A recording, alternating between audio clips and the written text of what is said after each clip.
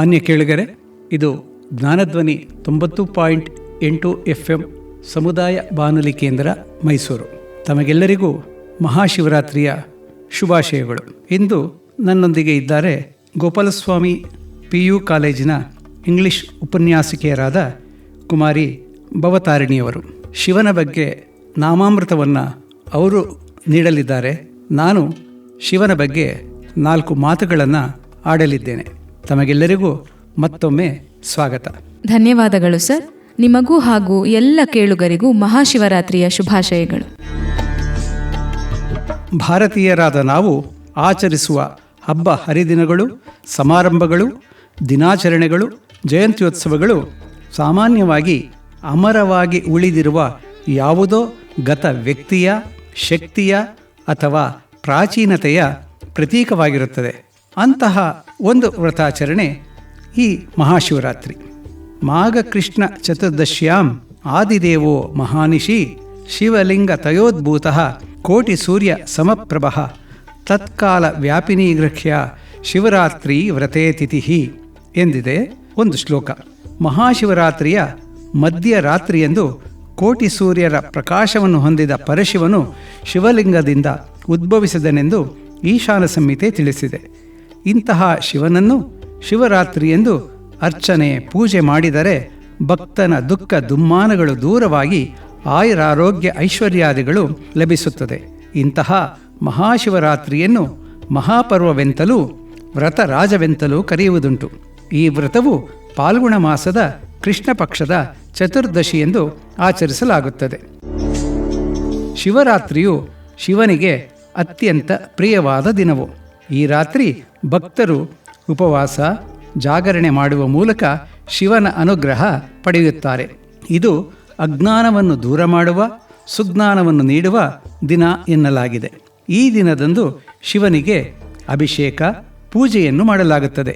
ಉಪವಾಸವನ್ನು ಆಚರಿಸಲಾಗುತ್ತದೆ ಹಾಗೂ ಅಂದು ರಾತ್ರಿ ಜಾಗರಣೆ ಇರಲಾಗುತ್ತದೆ. ಈ 3 ಶಿವರಾತ್ರಿಯ ವಿಶೇಷವು. ಪುರಾಣ ಕಥೆಗಳ ಪ್ರಕಾರ ಮಹಾಶಿವರಾತ್ರಿಯನ್ನು ಆಚರಿಸಲು ಇರುವ ಕಾರಣಗಳು ಶಿವಪಾರ್ವತಿಯರ ವಿವಾಹ ಮಹೋತ್ಸವ ಎಂತಲೂ, ಶಿವನು ತೇಜೋಲಿಂಗವಾಗಿ ಪ್ರಕಟಗೊಂಡ ಮಧ್ಯರಾತ್ರಿ ಎಂತಲೂ, ಜಗತ್ತನ್ನು ಉಳಿಸಲು ಶಿವನು ಹಾಲಾಹಲವನ್ನು ನುಂಗಿ ನೀಲಕಂಠನಾದ ದಿನ ಎಂತಲೂ ಅರಿತು ಪೂಜಿಸುತ್ತೇವೆ. ಇನ್ನೊಂದು ಭಗೀರಥನ ಭಕ್ತಿಗೆ ಮೆಚ್ಚಿ ಶಿವನು ಗಂಗೆಯನ್ನು ಹರಿಯಬಿಟ್ಟ ದಿನ ಎಂತಲೂ ಹೇಳುತ್ತಾರೆ. ಆತ್ಮೀಯ ಕೇಳುಗರೆ, ಈಗ ಭವತಾರಿಣಿಯವರ ಕಂಠದಿಂದ ಶಿವನ ಬಗ್ಗೆ ಒಂದು ಹಾಡನ್ನು ಕೇಳಿಬರೋಣ. ಮಾದೇವ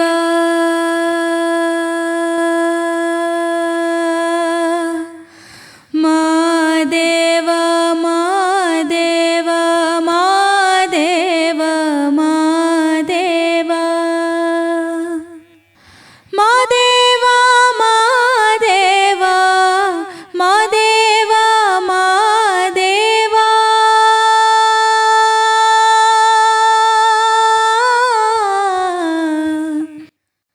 ಸೋಜುಗಾದ ಸೂಜು ಮಲ್ಲಿಗೆ ಮಾದೇವ ನಿಮ್ಮ ಮಂಡೆ ಮ್ಯಾಲೆ ದುಂಡು ಮಲ್ಲಿಗೆ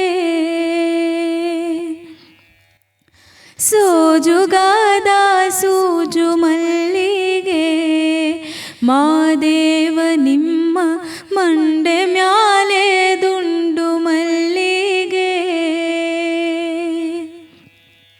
ಅಂದಾವರೆ ಹೊಂದಾವರೆ ಮತ್ತೆ ತಾವರೆ ಪುಷ್ಪ ಅಂದಾವರೆ ಹೊಂದಾವರೆ ಮತ್ತೆ ತಾವರೆ ಪುಷ್ಪ ಚಂದಕ್ಕಿ ಮಾಲೆ ಬಿಲ್ಪತ್ರೆ ಮಾದೇವ ನಿಮ್ಗೆ ಚಂದಕ್ಕಿ ಮಾಲೆ ಬಿಲ್ಪತ್ರೆ ತುಳಸಿ ದಳವ ಮಾದೇವ್ನ ಪೂಜೆಗೆ ಬಿರಿದು ಮಾದೇವ ನಿಮ್ಮ ಸೋಜುಗಾದ ಸೂಜು ಮಲ್ಲಿಗೆ ಮಾದೇವ ನಿಮ್ಮ ಮಂಡೆ ಮ್ಯಾಲೆ ದುಂಡು ಮಲ್ಲಿಗೆ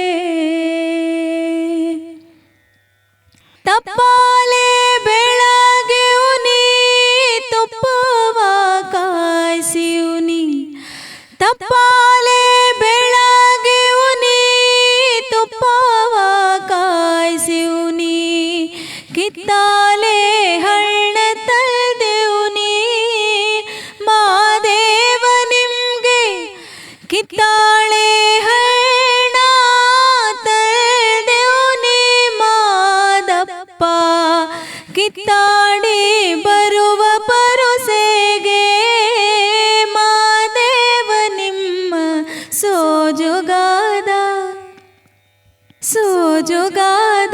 ಸೂಜು ಮಲ್ಲಿಗೆ ಮಾದೇವ ನಿಮ್ಮ ಮಂಡೆ ಮ್ಯಾಲೆ ದುಂಡು ಮಲ್ಲಿಗೆ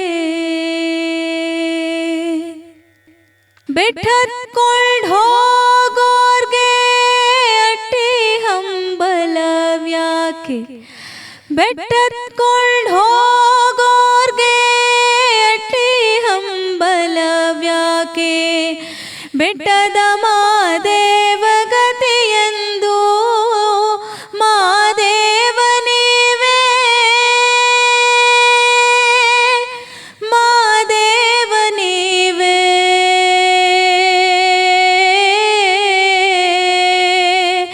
ಮಾದೇವ ನೀವೇ ಮಾದೇವ ನೀವೇ ಬೆಟ್ಟದ ಮಾದೇವ ಗತಿಯೆಂದು ಅವರಿಂದು ಹಟ್ಟಿ ಹಂಬಲವ ಮರೆತಾರೋ ಮಾದೇವ ನಿಮ್ಮ ಸೋಜುಗಾದ ಸೋಜು ಮಲ್ಲಿಗೆ ಮಾದೇವ ನಿಮ್ಮ ಮಂಡೆ ಮ್ಯಾಲೆ ದುಂಡು ಮಲ್ಲಿಗೆ ಸೋಜುಗಾದ ಸೋಜು ಮಲ್ಲಿಗೆ ಮಾದೇವ ನಿಮ್ಮ ಮಂಡೆ ಮ್ಯಾಲೆ ದುಂಡು ಮಲ್ಲಿಗೆ ಮಾದೇವ ನಿಮ್ಮ ಮಂಡೆ ಮ್ಯಾಲೆ ದುಂಡು ಮಲ್ಲಿಗೆ ಮಾದೇವ ನಿಮ್ಮ ಮಂಡೆ ಮ್ಯಾಲೆ ದುಂಡು ಮಲ್ಲಿಗೆ.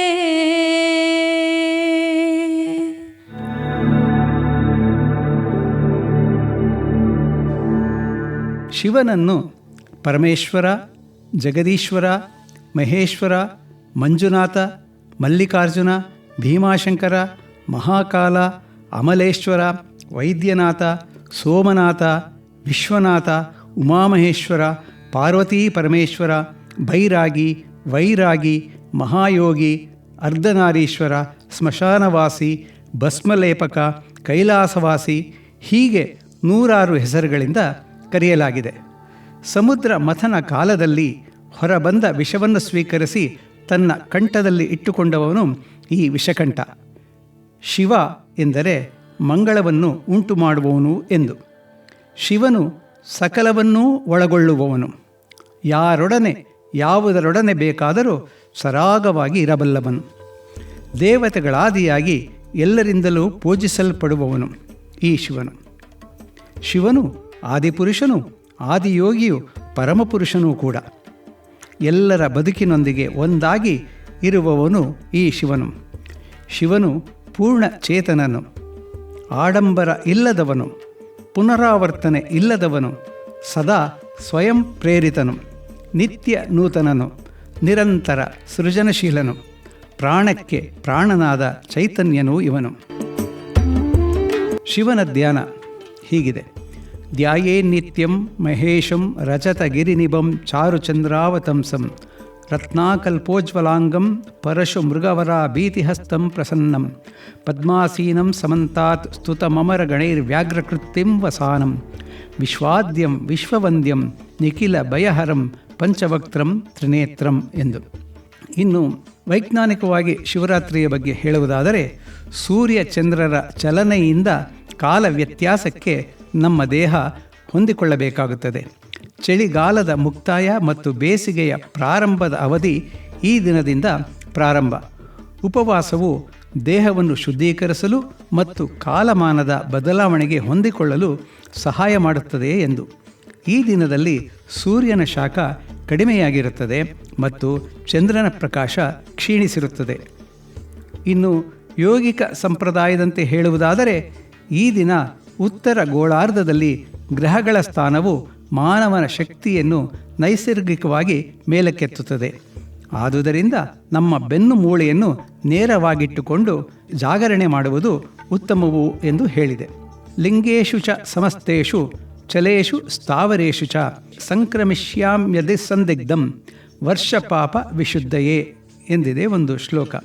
ಅಂದರೆ ಶಿವರಾತ್ರಿ ಎಂದು ಶಿವನ ಅರ್ಚನೆ ಪೂಜೆಯನ್ನು ಮಾಡಿದರೆ ಇಡೀ ವರ್ಷದ ಸಂಚಿತ ಪಾಪಗಳು ಪರಿಹಾರವಾಗುವುದು.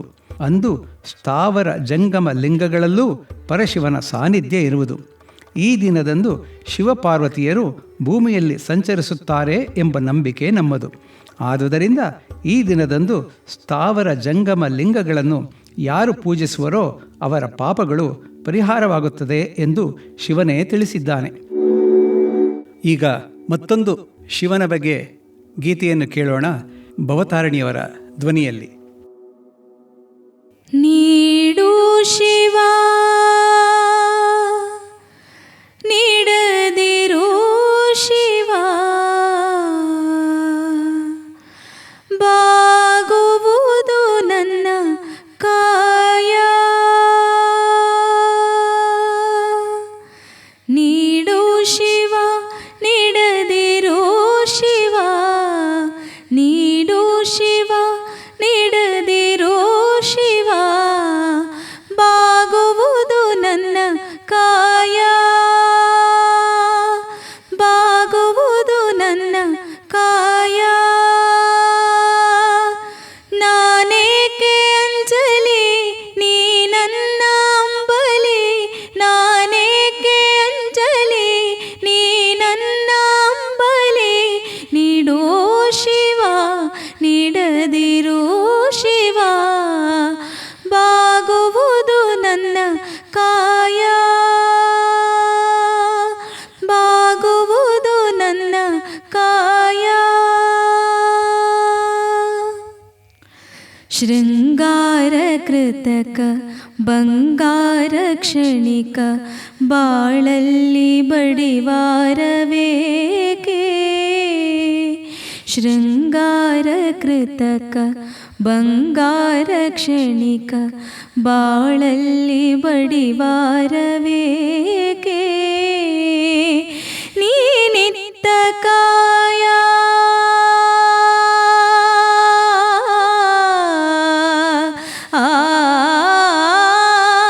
ನೀನಿತ್ತ ಕಾಯ, ನಿನ್ನ ಕೈಲಿ ಮಾಯ ಆಗೋದು ಹೋಗೋದು ನಾ ಕಾಣೆನೆ. ನೀಡು ಶಿವ ನೀಡದಿರೋ ಶಿವ, ಬಾಗುವುದು ನನ್ನ ಕಾಯ.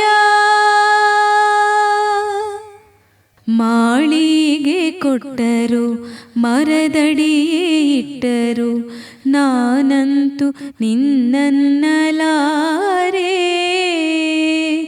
ಮಾಳಿಗೆ ಕೊಟ್ಟರು ಮರದಡಿಯೇ ಇಟ್ಟರು, ನಾನಂತೂ ನಿನ್ನನ್ನಲಾರೆ. ಸಾರಂಗಮನಕ್ಕೆ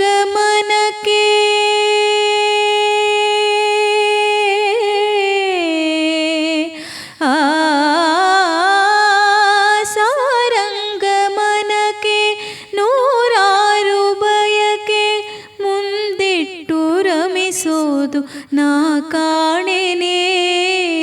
ನೀಡು ಶಿವ ನೀಡದಿರೋ ಶಿವ, ನೀಡು ಶಿವ ನೀಡದಿರೋ ಶಿವ, ಬಾಗುವುದು ನನ್ನ ಕಾಯ,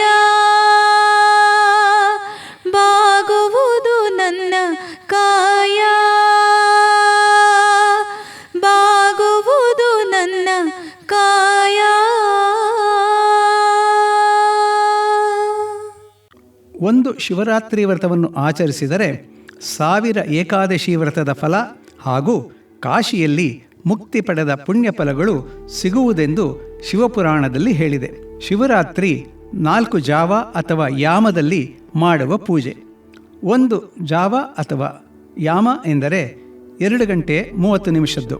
ಶಿವರಾತ್ರಿಯ ದಿವಸ ಬೆಳಿಗ್ಗೆ ಎಂದಿನಂತೆ ಪೂಜೆಯನ್ನು ಮಾಡಿಕೊಳ್ಳಬಹುದು. ಅಂದು ಸಂಜೆಯಿಂದ ಪ್ರಾರಂಭ ಮಾಡಿ ಮಾರನೆಯ ದಿವಸ ಬೆಳಿಗ್ಗೆ 4 ಯಾಮದಲ್ಲಿ ಪೂಜೆಯನ್ನು ಸಲ್ಲಿಸುವುದು ವಿಶೇಷವು. ಈ ದಿನದಂದು ಉಪವಾಸದಿಂದಿದ್ದು ಅಭಿಷೇಕ ಮುಂತಾದ ಕ್ರಮಗಳಿಂದ ಪೂಜಿಸುವುದರೊಂದಿಗೆ ಜಾಗರಣೆಯನ್ನು ಮಾಡುವುದು ತುಂಬ ಪ್ರಶಸ್ತವು. ಅಭಿಷೇಕ ಪ್ರಿಯ ಶಿವ ಎಂದು ಹೇಳಿದೆ. ಶಿವನಿಗೆ ಅಭಿಷೇಕ ಪ್ರಿಯವು. ಅಂತೆಯೇ ಅಲಂಕಾರ ಪ್ರಿಯೋ ವಿಷ್ಣು ಎಂದಿದೆ. ವಿಷ್ಣುವಿಗೆ ಅಲಂಕಾರವು ಪ್ರೀತಿಪಾತ್ರವಾದದ್ದು. ಅಂದು ಬಿಲ್ವಪತ್ರೆಯಿಂದ ಶಿವನ ಆರಾಧನೆ ಶ್ರೇಷ್ಠವಾದುದು. ಈ ದಿನದಂದು ಶಿವಪುರಾಣ ಮುಂತಾದ ಗ್ರಂಥಗಳ ಪಠಣವೂ ಕೂಡ ಶ್ರೇಷ್ಠವಾದುದು. ಶಿವರಾತ್ರಿಯನ್ನು ಆದುದರಿಂದಲೇ ಮಹಾಪರ್ವ ಎನ್ನಲಾಗಿದೆ. ಅಂತೆಯೇ ಮಹಾಶಿವರಾತ್ರಿಯನ್ನು ವ್ರತರಾಜ ಎಂದು, ಪ್ರಯಾಗ ಪುಷ್ಕರವನ್ನು ತೀರ್ಥರಾಜ ಎಂದು ಕರೆಯಲಾಗಿದೆ. ಮಾಘ ಮಾಸದ ಕೃಷ್ಣ ಪಕ್ಷದ ಚತುರ್ದಶಿ ಎಂದು ಶಿವರಾತ್ರಿಯನ್ನು ಆಚರಿಸಲಾಗುವುದು. ಇದನ್ನು ಉಪವಾಸದ ಹಬ್ಬ ಎಂದು ಕರೆಯಲಾಗಿದೆ. ಈ ಹಬ್ಬವು ಶಿವದೇವತಾ ಪ್ರಧಾನವಾದ ಹಬ್ಬವಾಗಿದೆ. ಇಂದು ಶಿವನನ್ನು ಅಂತರ್ಮುಖವಾಗಿ ಆರಾಧಿಸುವುದು ಶ್ರೇಷ್ಠವಾದುದು.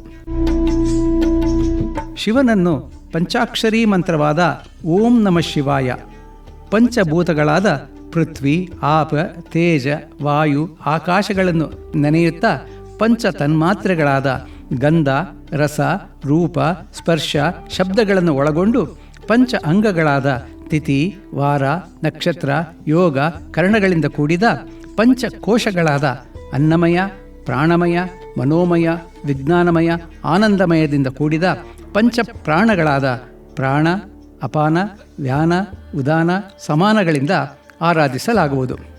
ಶಿವರಾತ್ರಿಯಲ್ಲಿ 5 ಬಗೆ ಇದೆ.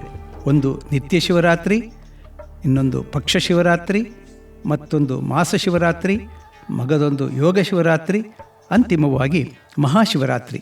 ಅಲ್ಲದೆ ಶಿವನನ್ನು 5 ರೀತಿಯಲ್ಲಿ, ಅಂದರೆ ಶಿವಜ್ಞಾನ ಪೂಜೆ, ಶಿವಭಕ್ತಿ ಪೂಜೆ, ಶಿವಧ್ಯಾನ ಪೂಜೆ, ಶಿವವ್ರತ ಪೂಜೆ ಹಾಗೂ ಶಿವಪೂಜೆ ಎಂದು ಆಚರಿಸಲಾಗುವುದು.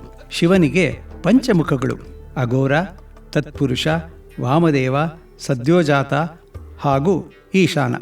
ಶಿವನ ಆರಾಧನೆ 2 ವಿಧವಾದುದು. ಒಂದು ಸ್ಥಿರಲಿಂಗ ಪೂಜೆ, ಮತ್ತೊಂದು ಚರಲಿಂಗ ಪೂಜೆ. ನಲ್ಮೆಯ ಕೇಳುಗರೆ, ಈಗ ಭವತಾರಿಣಿಯವರ ಧ್ವನಿಯಲ್ಲಿ ಪರಶಿವನ ಬಗ್ಗೆ ಮತ್ತೊಂದು ಗೀತೆಯನ್ನು ನಾವು ಕೇಳಿ ಬರೋಣ. ಶರಣೆಂಬೆನ ಶಶಿಭೂಷಣ ಗೌರಿ ಪ್ರಿಯ ಜಗನ್ಮೋಹನ. ಶರಣೆಂಬೆನ ಶಶಿಭೂಷಣ ಗೌರಿ ಪ್ರಿಯ ಜಗನ್ಮೋಹನ. ಶರಣೆಂಬೆನ ಶಶಿಭೂಷಣ.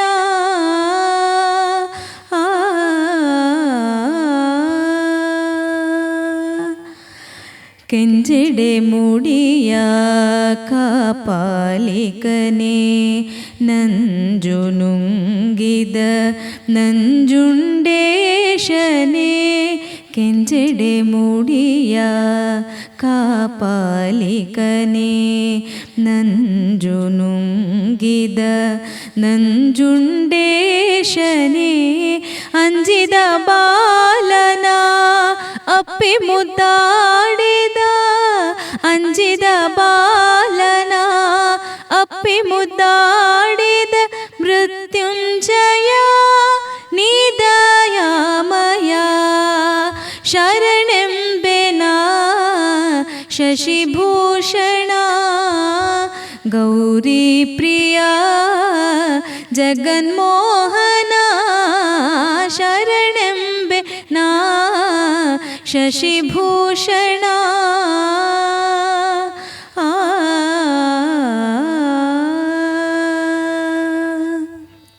ಬೇಡರ ಕಣ್ಣನ ಪೂಜೆಗೆ ನೀವುಲಿದೆ, ಅಲ್ಲಮ ಪ್ರಭುವಾಗಿ ಮಾಯೆಯ ಗೆಲಿದೆ.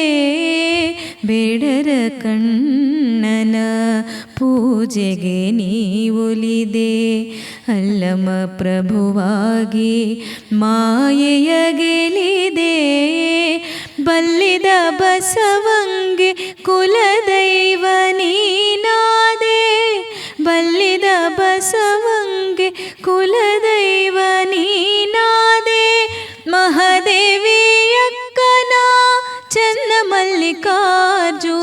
ಶರಣೆಂಬೆನಾ ಶಶಿಭೂಷಣ ಗೌರಿ ಪ್ರಿಯ ಜಗನ್ಮೋಹನ ಶರಣೆಂಬೆ ನಾ ಶಶಿಭೂಷಣ ಗೌರಿ ಪ್ರಿಯ ಜಗನ್ಮೋಹನ ಶರಣೆಂಬೆ ನಾ ಶಶಿಭೂಷಣ.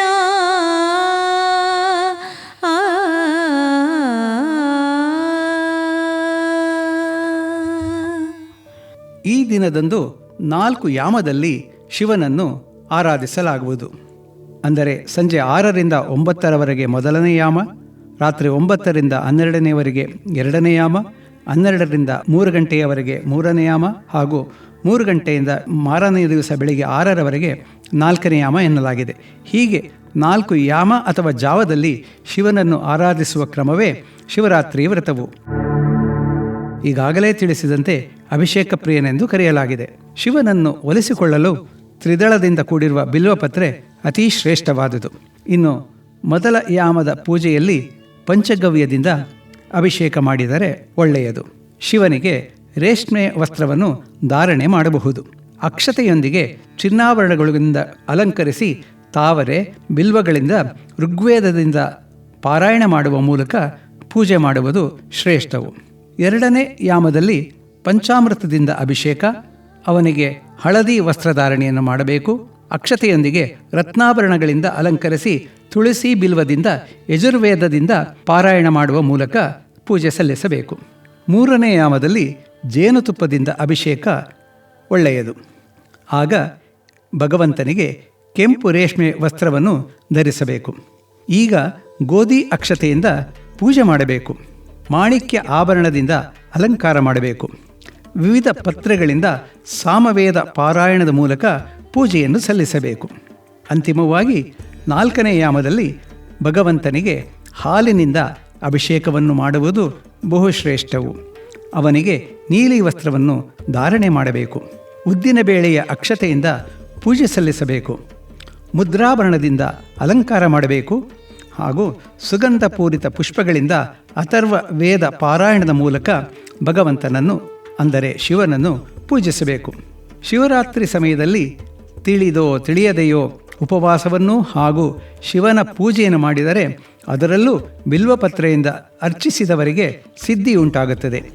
ವಿಶೇಷವಾಗಿ ಈ ದಿನದಂದು ಬಿಲ್ವಪತ್ರೆಯಿಂದ ಶಿವನನ್ನು ಆರಾಧಿಸಿದವರಿಗೆ ಮಹಾಯಾಗದ ಫಲ ದೊರೆಯುತ್ತದೆ ಎಂದು ಹಿರಿಯರು ಹೇಳಿದ್ದಾರೆ. ಇದಕ್ಕೆ ಉದಾಹರಣೆಯಾಗಿ ಬೇಡರ ಕಣ್ಣಪ್ಪನ ಕಥೆಯನ್ನು ನಾವೆಲ್ಲರೂ ಕೇಳಿದ್ದೇವೆ. ಶಿವರಾತ್ರಿಯಂದು ಭಗವಂತನ ಆರಾಧನೆ ಅರ್ಚನೆಯಲ್ಲಿದ್ದು ಜಾಗರಣೆ ಮಾಡಬೇಕೇ ಹೊರತು ಬೇರೆ ಲೌಕಿಕ ಆಚರಣೆಯಿಂದ ಉತ್ತಮ ಫಲವನ್ನು ನಿರೀಕ್ಷೆ ಮಾಡಬಾರದು. ಶಿವನನ್ನು ಭವ, ಶರ್ವ, ಈಶಾನ, ಪಶುಪತಿ, ಉಗ್ರ, ರುದ್ರ, ಭೀಮ, ಮಹಾದೇವ ಎಂಬ 8 ನಾಮ ರೂಪದಿಂದ ಹಾಗೂ ಈಶಾನ, ತತ್ಪುರುಷ, ಅಘೋರ, ವಾಮದೇವ ಹಾಗೂ ಸದ್ಯೋಜಾತ ಎಂಬ ಪಂಚನಾಮಗಳಿಂದ ಅರ್ಚಿಸಬೇಕು.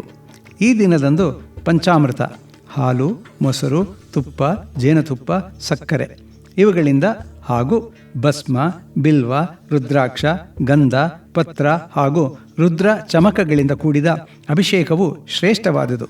ಸಾಮಾನ್ಯರಾದ ನಾವು ಶಿವನನ್ನು ಕೇವಲ ಜಲ ಹಾಗೂ ಬಿಲ್ವದಿಂದ ಪೂಜೆ ಸಲ್ಲಿಸಿದರೂ ಅವನು ನಮ್ಮನ್ನು ಅನುಗ್ರಹಿಸುತ್ತಾನೆ. ಹೀಗೆ ಮಹಾಶಿವರಾತ್ರಿಯ ಈ ಶುಭ ಸಂದರ್ಭದಲ್ಲಿ ಆದಿಯೋಗಿ, ಸಕಲ ಕಲಾವಲ್ಲಭ, ಗಾನ ಲೋಲನು, ನಟರಾಜನು, ವೈದ್ಯರ ವೈದ್ಯನು ಅನ್ನಲು ಅಂಗಗಳ ಕಸಿಯನ್ನು ಪರಿಚಯಿಸಿಕೊಟ್ಟವನು ಈ ಶಿವ. ಗಣಪತಿಯ ರೂಪದಲ್ಲಿ ನಾವು ಕಾಣಬಹುದು. ಇಂತಹ ಶಿವನನ್ನು ಆರಾಧಿಸುತ್ತಾ ಎಲ್ಲರೂ ಮಂಗಳವಾದುದನ್ನು ನುಡಿಯೋಣ, ಮಂಗಳವಾದುದನ್ನು ಮಾಡೋಣ, ಮಂಗಳವಾದುದನ್ನು ಕೇಳೋಣ. ಶೈವೋ ವಾ ವೈಷ್ಣವೋ ವಾ ಅಪಿ ಯೋ ವಾ ಸ್ಯಾದನ್ಯ ಪೂಜಕಃ ಸರ್ವ ಪೂಜಾ ಫಲಂ ಹಂತಿ ಶಿವರಾತ್ರಿ ಬಹಿರ್ಮುಖಃ. ಅಂದರೆ ಶೈವನಾಗಲಿ ವೈಷ್ಣವನಾಗಲಿ ಇತರ ಯಾವುದೇ ದೇವತೆಯ ಉಪಾಸಕರಾಗಲಿ ಶಿವರಾತ್ರಿಯ ವಿಷಯದಲ್ಲಿ ಬಹಿರ್ಮುಖರಾಗಿದ್ದರೆ, ಅಂದರೆ ಪೂಜೆ ಮಾಡದಿದ್ದರೆ ಆತನ ಎಲ್ಲ ಪೂಜಾಫಲಗಳು ನಾಶವಾಗುತ್ತದೆ ಎಂದಿದೆ. ಹಾಗಾಗಿಯೇ ಶಿವಾಯ ವಿಷ್ಣುರೂಪಾಯ ಶಿವರೂಪಾಯ ವಿಷ್ಣುವೇ ಎಂದು ಒಂದು ಶ್ಲೋಕ ಇದೆ. ಶಿವ ವಿಷ್ಣು ಬೇರೆಯಲ್ಲ, ಇಬ್ಬರೂ ಒಂದೇ. ಇಂತಹ ಶಿವನು ಯಾವ ಮತಕ್ಕೂ ಸೇರಿದವನಲ್ಲ, ಯಾವ ಪಂಗಡಕ್ಕೂ ಸೇರಿದವನಲ್ಲ. ಶಿವನು ಆಂತರ್ಯದ ವಿಕಾಸದ ವಿಜ್ಞಾನ. ಶಿವನಿಗೆ ಪ್ರಿಯವಾದದ್ದು ಧ್ಯಾನಾನಂದ, ಆತ್ಮಗುಣ ಸಂಪತ್ತು, ಸರ್ವಭೂತಗಳಲ್ಲೂ ದಯೆ, ಅಸೂಯೆ ಇಲ್ಲದಿರುವಿಕೆ, ಶುಚಿತ್ವ, ಅನಾಯಾಸ, ಕ್ಷಮಾಗುಣ, ಕಾರ್ಪಣ್ಯ ಇಲ್ಲದಿರುವಿಕೆ ಮತ್ತು ಮಂಗಳಕಾರಿ ಮನಸ್ಸು ಎಂಬ ಈ 8 ಆತ್ಮಗುಣಗಳು. ಒಟ್ಟಾರೆಯಾಗಿ ಅಂತಃಶುದ್ಧಿ ಹಾಗೂ ಬಹಿರಂಗ ಶುದ್ಧಿಯಿಂದ ಇರುವುದು ಪ್ರಮುಖವಾದುದು. ಶಿವರಾತ್ರಿಯಂದು ಇಂತಹ ಶಿವನನ್ನು ಕಾಯ ವಾಚ ಮನಸ ಅರ್ಚಿಸೋಣ. ಎಲ್ಲರಿಗೂ ಮಹಾಶಿವರಾತ್ರಿಯ ಶುಭಾಶಯಗಳು. ಕೇಳುಗರೆ, ನಿಮಗೆಲ್ಲರಿಗೂ ಮತ್ತೊಮ್ಮೆ ಶಿವರಾತ್ರಿಯ ಶುಭಾಶಯದೊಂದಿಗೆ ನಾನು ಹಾಗೂ ಕುಮಾರಿ ಭವತಾರಿಣಿಯವರು ತಮಗೆ ಧನ್ಯವಾದಗಳನ್ನು ಅರ್ಪಿಸುತ್ತೇವೆ. ಧನ್ಯವಾದಗಳು ಸರ್. ನಿಮಗೂ ಹಾಗೂ ಎಲ್ಲ ಕೇಳುಗರಿಗೂ ಮಹಾಶಿವರಾತ್ರಿಯ ಶುಭಾಶಯಗಳು. ಶಿವ ಶಿವ ಶಂಕರ ಸಾಂಬ ಸದಾ ಶಿವ ಗಂಗಾ